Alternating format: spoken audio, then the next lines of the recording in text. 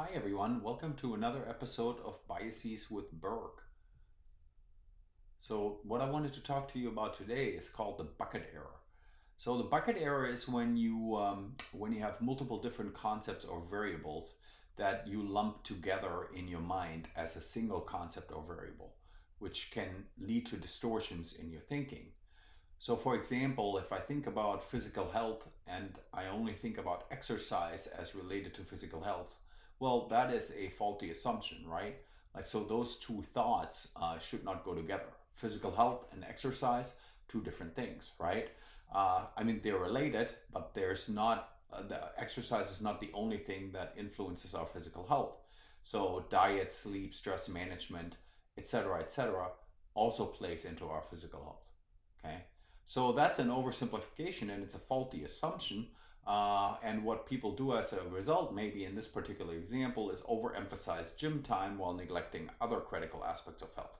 So I'm not going to be a healthy person if I go to the gym every day, but then I eat McDonald's on the way home every day, right? So how does this relate to financial planning? Well, so let's say I have a client that is in his 50s and he comes in, do a risk assessment, and he's very risk tolerant. So, not a high level of risk aversion.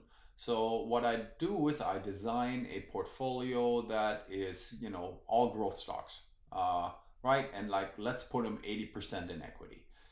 First of all, that would not make me a very good financial planner because why not? Well, because he's in his 50s, right? So, what I am not separating here is the time horizon from the investment preference, right?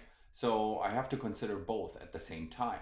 So, yes, he may be less risk averse than my average client, but the implied level of risk aversion is higher because he's also closer to retirement, right?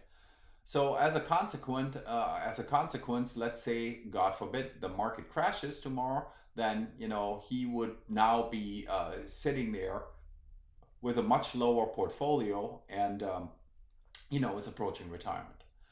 As another example, say a client goes to a financial planner, to a wealth manager, and keeps talking about just investment management. So the client just keeps saying that they would like to maximize the return, and the only thing that they're considering is investment planning. So what is the bucket error here? Well, the bucket error is not being able to separate wealth management from investment management, right? Two different things. Investment management is part of wealth management, but there's a lot of other aspects: insurance planning, estate planning, etc., etc. All of those should be considered. So, where am I going with this? Well, what's actually going on in the brain? All right. So, there's several things going on, and there's several systems that are involved here.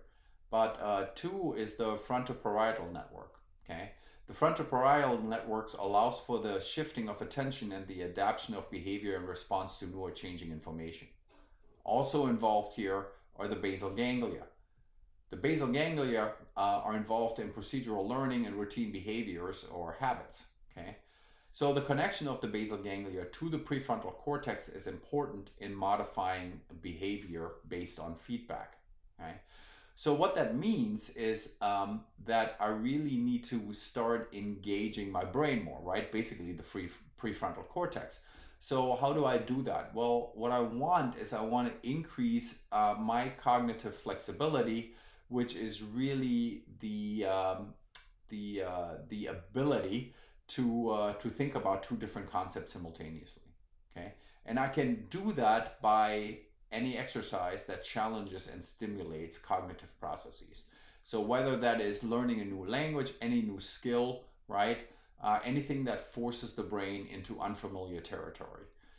Traveling more, right? Practicing mindfulness, which increases gray matter and decreases habitual thought patterns because it makes you more present in the moment.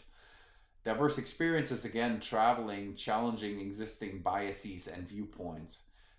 Brain training games, which often require switching strategies or adopting new rules. Physical exercise, ironically, since that was one of the examples, but physical exercise increases blood flow to the brain and promotes new neuronal connections. So all of these can help in making us more cognitively flexible, and that should help reduce the bucket error.